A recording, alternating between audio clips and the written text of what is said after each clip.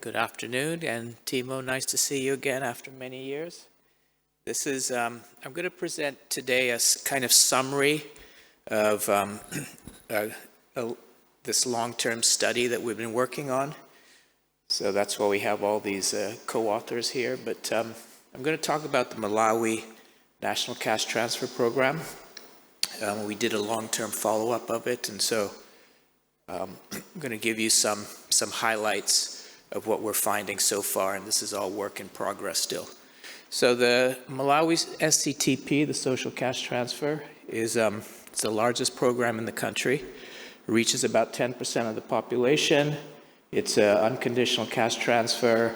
Eligibility is based on poverty and dependency ratios. The cash transfer is roughly $8 per month, paid bi-monthly. It does vary by family size.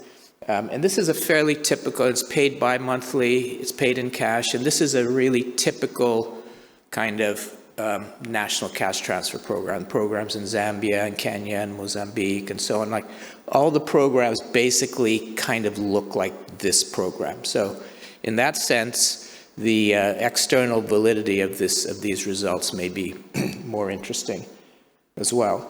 Now, just to give you a kind of flavor of the type of households that are selected under this program, and again, this is also similar to Zambia, it's similar to Kenya, similar to Ghana. So if you look at the profile of households in these national programs, they're quite similar to what you're seeing here, which is that, so these are the age distribution of households in the program. And you could see that you kind of have these, it's a missing generation household, right? So you have elderly, and then you have, kind of youth, teenagers kind of thing, right? And so you don't really have prime age members. You also notice that there are more women than men, and that's also fairly typical of these programs. You see this again, Kenya, Ghana, Zambia, Mozambique, and so on, right? So you see more women than men and this kind of very unique profile of households. Okay. So we did an original evaluation of this program way back in 2013 through 2015. It was a cluster RCT. It was done around the expansion of the program at that time into these two districts of Salima and Mangochi. And so working with the government and the UNICEF country office, we designed an RCT. We've got all the details. There's been lots of articles published around this original RCT, so none of this is really new here. But these are the two districts, Salima and Mangochi, and within these districts we randomly selected two traditional authorities in each district to participate in the study. And then within those we selected village clusters. We had 29 clusters, about 3,500 households. We did, at that time, a baseline and 2 follow-ups, and that's a longitudinal study. So that's the original RCT. And like I said, the results have been around for a while. Just to kind of highlight what we found back then, because this sets the stage for what I'm now going to show you 9 years later, right? We found massive impacts of this program. In fact, this is also similar to what we found in Zambia with Timo back in the day for a similar kind of program. But you could see these are basically standardized impacts across, 9 different domains, consumption. So the consumption affects, almost 0.4 standard deviations, food security, 0.6 standard deviations, assets, productive and domestic assets, big impacts. Finance and debt, this is driven by reduced borrowing, so reduced debt and increased savings.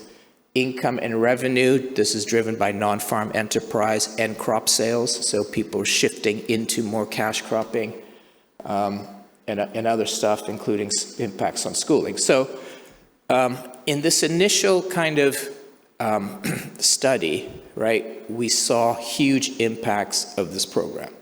Now, let's fast forward. So then what happened? So that part of the evaluation ended, and the program was expanded. It's now national. Like I said, it reaches almost 10% of the population.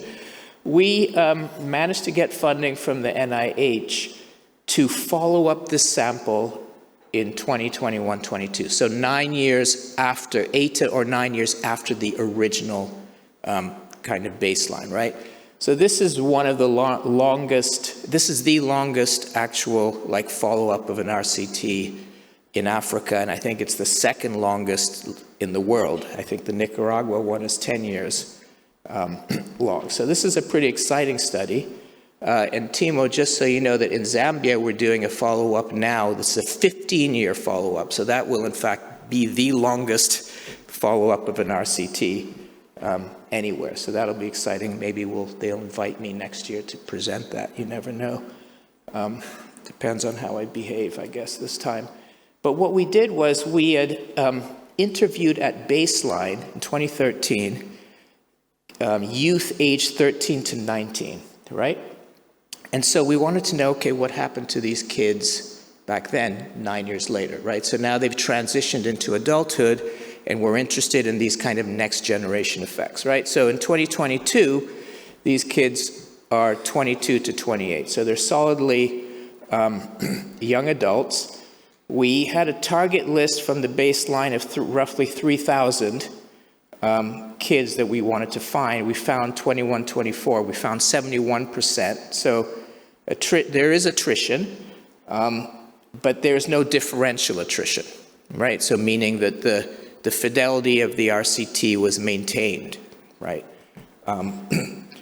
This is kind of a scheme of what this whole thing looks like, all right? So we have a control and a treated group, as I mentioned, between 2013 and 2015. It's important now to note that in 2016, the control group entered the program, right? Because remember, the program was expanding at that time. And so they actually entered. So what we're going to look at is basically a 3-year difference in treatment, right? So the early treatment group has received 3 extra years, and then the late treatment group enters here. And now we're going to follow these kids, and we're going to measure them here in 2022. And this is their age. And like I said, we managed to find 71% of our initial target group, all right? So everything that I show you is the impact of receiving 3 extra years, living in a household that received 3 extra years of cash. Remember, the kids themselves are not receiving the money. It's the caregivers, okay? So we did all kinds of balance tests, and basically that's what this is showing, that there's no differential attrition. We checked at the household level, we checked at the individual level, so that's the bottom line here. Let's get to the results. So I'm going to show you, I'm going to talk fast, all right? So I'm going to show you impacts on these young adults now, right? On personality, migration, employment, and health. We also have results on IPV and relationship quality. I don't have time to present those, but they're actually in the slide deck. And these are all PhD students who've done their dissertations on various topics, and some of them are actually looking for a job, so please contact me if you're interested. Here we go. It's a single difference estimate, so we're just going to compare the early treatment with late treatment in 2022. Because we don't have differential attrition, we can do that. We control for a few stuff. Let's go to personality. We collected the Big 5 inventory, and we collected measures of grit. Now, the recent literature is suggesting that personality is malleable. Particularly, the sensitive time is exactly around adolescence and young adulthood. And household, family, environmental circumstances are important determinants of that. So, it kind of is plausible that this big intervention, which had a big impact on, the household that these kids are living in, could affect their personality. In fact, we find that. We find impacts on conscientiousness, agreeableness, and neuroticism. You can see these impacts here. That's 0. These are the confidence intervals. So conscientiousness and agreeableness are clearly positive. We would consider positive personality characteristics. Neuroticism can be good. It can bring you down, but it can also lift you up depending on And it turns out that the interaction of conscientiousness and neuroticism is very positive, right? So if you're conscientious and you have characteristics of neuroticism, you're concerned, you're worried about deadlines and stuff like that, that's actually a good combination. Let's keep going here. Next up is mobility, right? So now these households are living in very stagnant areas, pretty isolated rural areas, not much going on. And so one of the big pathways out of extreme poverty is sending people out, right, for better economic opportunities. So there is some evidence from Mexico that the CT did encourage, long-distance moves. So what do we find in Malawi? In fact, yes, these young people are more likely to move out if they were living in a household back then that received the cash transfer, right? So it seems like the transfer was addressing a liquidity constraint in terms of mobility. So you could see that it's about a 5.5 percentage point treatment effect. And then if you break it down by sex, you could see that for men in particular, what's happening is that it's prolonging kind of the ability to move out of the household. So we've heard of that, the famous expression, failure to launch, right? So it looks like it's helping these young men launch their own households. Looking at the time, I have 30 seconds. There's some heterogeneous impacts, but let's move on to employment, right? We're all interested in employment, a lot of talk about employment. So these are different outcomes. This is wage work, so you could see, broken down by sex. So not much wage work. Women are more involved in domestic work, and everyone's involved in farming, right? So what are the treatment effects here? There seems to be a treatment effect, a movement into non-farm enterprise and a reduction into domestic work. And then if you look at the particular, about 70% of these kids started their own household. And you see that these effects are larger in that group, right? So more non-farm enterprise, less domestic work, but no impact on wage work, all right? So, and wage work is hard in Malawi, right? The economy just doesn't sustain that. In fact, one of the things that we noted was at the time of the follow-up in 2022, the economy was in quite bad shape in Malawi. The growth rate was pretty much stagnant. So there were no jobs being produced anyway, right? So, okay, according to my, all right, I'm over 30 seconds. So I've got one more topic I'm racing through here. And we also obviously collected a whole battery of health indicators. This is, funded through the NIH after all. And so we created two health indices, one based on physical health, so that included blood pressure, BMI, disability, ADL, self-reported health, and then a mental health index based on stress, depression, quality of life, and feeling good about the future. Everything was coded so that bad is high, so we're looking for reductions in these. One thing that's very interesting is that we actually found higher rates of risk of hypertension in this group, 38% relative to similarly aged population in the United States, for example. So hypertension is an issue here in this population. I don't think we quite realize that, right? And it's much higher for men than it is for young men than it is for young women.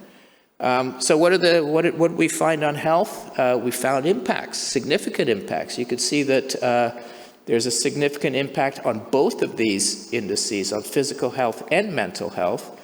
And it's driven by impacts on women, right? So you could see that here's the physical health, the impact on physical health index for women. You can see that's larger than the full sample. And for on mental health, it's larger for women than for men, right? So that's pretty exciting stuff here. And you could look at some of the details. You could see that what is driving the change of that index. It's the blood pressure, and for women, it's on the mental side. It's the stress and the depression index, as well as underweight. So there's a lot there. Okay, we're back to the last slide here. What is the implications of all of this, right? So, we're documenting slowly. As I said, a lot of this is work in progress. but we're documenting some pretty impressive and significant results on the next generation, all right? So kids who grew up in these, well, they were teenagers in these households that were receiving cash, and now as young adults, we see, differences between the early and late treatment groups in a range of areas, right? From personality to health, a little bit on employment, and so on. And obviously, the mobility is much higher. So, I think that's really, really interesting. Like I said, we have a sister study that's going to go on, that's happening in Zambia now, where we're kind of doing the same thing. So let's see what we get out of that.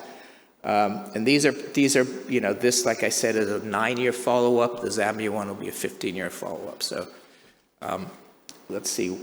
Let's see. We put all this together and see what happens. Thank you very much.